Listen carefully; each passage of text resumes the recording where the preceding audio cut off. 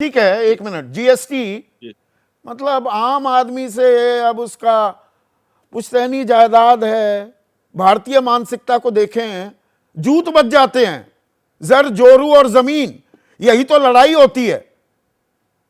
मतलब मेरे पिता से जो मुझे संपत्ति मिली उस पर अब आप टैक्स लगाने लगोगे, कहां कहां लगाओगे टैक्स?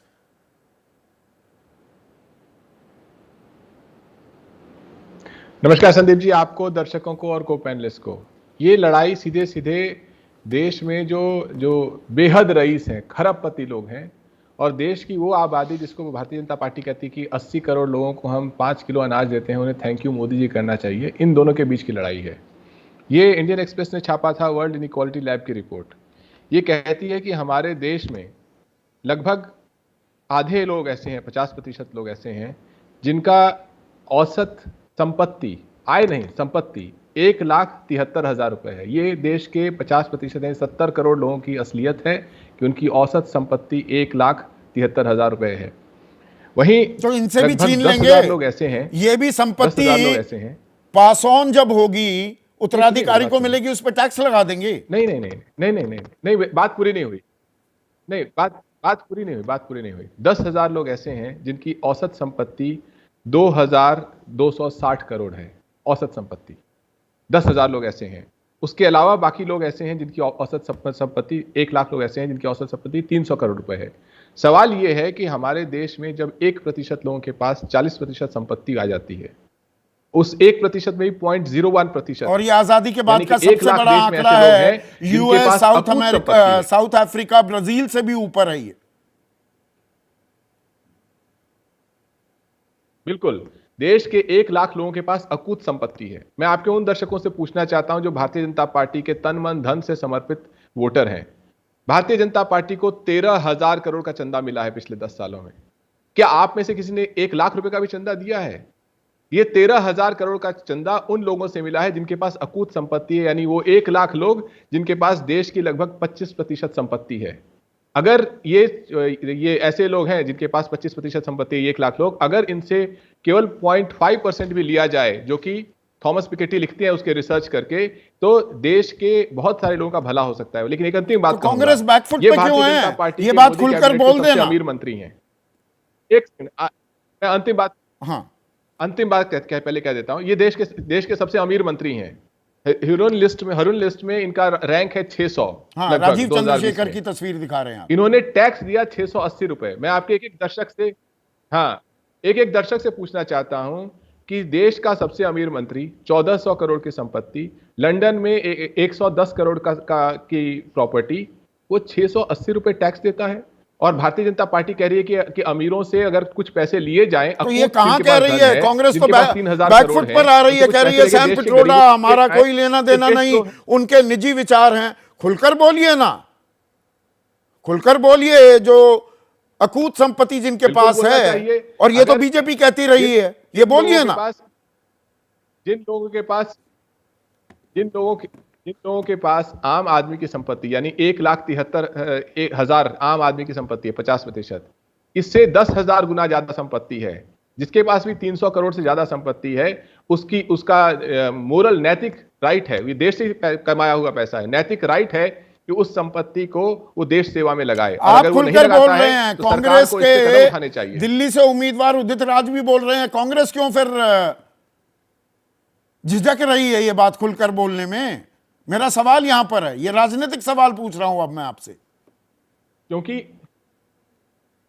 कांग्रेस इसलिए झिझक रही है क्योंकि ये जो सैम पिट्रोडा ने कहा, वो अचानक कहा, उस पर कांग्रेस पार्टी शायद तैयार नहीं थी, और उनके कहने के तुरंत बाद प्रधानमंत्री जो नित नए नुस्खे खोज रहे हैं लोगों को बहलाने, फुसलाने के, बहकाने के, उनको एक नया नुस्खा मिल गया। लेकिन इस नुस्खे में प्रधानमंत्री जी का नुकसान होगा, क्योंकि जनता पूछेगी कि आप अकूत संपत्ति वाले अमीरों के साथ खड़े हैं या देश के उन 80 करोड़ लोगों के साथ खड़े हैं जो आपके 5 किलो अनाज पे मोहताज हैं। ठीक है, तो आप कह रहे हैं ये बैकफायर कर जाएगा। राजीव रंजन, ये हिंदू मुसलमान से, उस घमासान से हटकर गरीबी की जो लड़ाई आ गई है, इसे आप कैसे देखते हैं? ये तो बात, अब देखिए, एक बात बिल्कुल साफ है, कांग्रेस को, देश को, अब बिल्कुल गरीबों की बात होनी ही चाहिए, लेकिन गरीबों की बात करने वाली पार्टी की नीयत क्या है ये समझने की भी ज़रूरत है। चाहे वो इनइक्वालिटी इंडेक्स की बात करें, ऑक्सफैम की बात करें, इन आंकड़ों के इर्द गिर्द ये बहस काफ़ी लंबे समय से सिमटता रहा है। लेकिन इस देश की जो 77 वर्षों की आज़ादी के बाद जो तस्वीर बनी है, क्या ये केवल 10 वर्षों की हुकूमत को हम इसके लिए कसूरवार ठहराएंगे, या जिन्होंने 60 वर्ष तक इस देश में, चाहे वो केंद्र की सरकारें हों या अलग अलग राज्यों में जिनकी सरकारें हों, उन्होंने जो शासन किए, अंतर्राष्ट्रीय जो भी मानक हैं गरीबी के, भूखमरी के, बेरोजगारी के, इन मानकों में थोड़ा ऊपर कभी थोड़ा नीचे, लेकिन कभी बहुत ही बेहतर स्वर्णिम दौर जिसे हम कहें, नहीं, वो कांग्रेस मैं बिल्कुल पॉइंट पर आना चाहूंगा। बातें वो बड़ी करते हैं। राजीव जी एक मिनट रुकिए। देखिए बात टैक्स की हो रही है, ये उत्तराधिकार टैक्स है, उत्तराधिकार कर है, विरासत कर कह दीजिए। बिना टैक्स के कोई देश की अर्थव्यवस्था चल सकती है? मतलब यहां पर विरासत कर, उत्तराधिकार टैक्स नहीं होना चाहिए, बाकी टैक्स लगाकर हम जन कल्याण कर रहे हैं। तेरा टैक्स मेरा टैक्स, उस खेल में आ गए क्या? अब देखिए, एक बात, सबसे पहली बात तो है, ये बात वो पार्टी कह रही है जो ये इनहेरिटेंस टैक्स, विरासत टैक्स या जो रीडिस्ट्रीब्यूशन ऑफ वेल्थ जैसे सनसनी पैदा करने वाले जो बयान है, ये बयान पूरी तरह से इनके लेफ्ट के मित्रों के सलाह पर ये इस तरह के बयान दिए गए हैं। लेकिन जो जमीनी सच्चाई है, कोई पॉलिटिकल पार्टी चुनाव के मौके पर ऐसी बातें अगर कहती है तो उनके इतिहास को भी मतदाता खंगालेंगे कि आपको जब प्रचंड जनादेश इस देश की जनता ने अनेक अवसरों पर दिया, तो क्या आप ऐसी बुनियाद नहीं डाल सकते थे जहां ये खाई इस कदर नहीं बढ़ पाए? आपने वो नहीं किया। मेरी थोड़ी सी दौर में जिस तरह मेरी मेमोरी रिफ्रेश कीजिए राजीव रंजन। दत्तात्रेय होस बोले सर कार्यवाह है ना वो आरएसएस की, वो तो लेफ्टिस्ट नहीं है। वो कहते हैं 20 करोड़ लोग इस देश में गरीबी रेखा के नीचे हैं, 23 करोड़ लोग 375 रुपए प्रतिदिन नहीं कमा पाते हैं, और रिपोर्ट्स भी हैं, पर मैं अभी दत्तात्रेय होस बोले की ही बात कर रहा हूं। 1% लोगों के पास 40% संपत्ति है देश की, 50% जो निचले तबके वाले लोग हैं, 50% पूरी जनसंख्या में बॉटम 50%, उनके पल्ले हाथ देश की सिर्फ 13% कमाई आती है। ये आर्थिक असमानता दूर करने की वो पैरवी करते हैं, वो भी लेफ्टिस्ट हैं क्या? वामपंथी हो गए दत्तात्रेय होस बोले? नहीं, आप मेरी बात आपने नहीं समझा। जो बात आपने नहीं कही मैंने उसे कहा। इन इक्वालिटी इंडेक्स हो या वो ऑक्सफैम के सर्वाइवल ऑफ द रीचेस जैसे रिपोर्ट हो या इस तरह के तमाम रिपोर्ट, इनको मैंने खारिज नहीं किया। मैंने ये कहा कि इस असमानता को पाटने के लिए आपके पास 60 वर्ष थे सत्ता में। अच्छा, और आपने क्या किया? देखिए, ये गंभीर बहस है। अगर आप विकास के लिए एक इकाई राज्य को मानते हैं तो आपने अविकसित और पिछड़े राज्यों और जो विकसित राज्य थे उनके बीच के फासले को बढ़ाया। हाँ, बिहार को तो जब एक राज्य पिछड़ता है तो पूरी लगातार आप गठबंधन सरकार में रहे बीजेपी के साथ, विशेष राज्य का दर्जा तो मिल ही गया बिहार को। सुनिए ना, कुछ सवाल बराबर रहेंगे, उन पर बराबर प्रयास भी पार्टी करती है। अलायंसेज जब बनते हैं तो कई मुद्दों पर बनते हैं।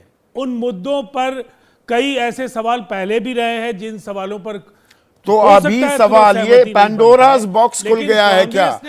जैसे ही घड़ी का काटा दोपहर 2:30 पे आए, बबीता जी का दिल सास बहू साजिश के लिए मचल जाए। और ये है इनकी बहू, पूरे दिन ऑफिस की टेंशन हो जाए गॉन जब ये करें अपना फेवरेट शो फ्री टाइम पे ऑन। इनकी तरह आप भी देखिए अपना फेवरेट शो अपने टाइम पर और डाउनलोड कीजिए एबीपी लाइव ऐप अपने स्मार्ट टीवी पर।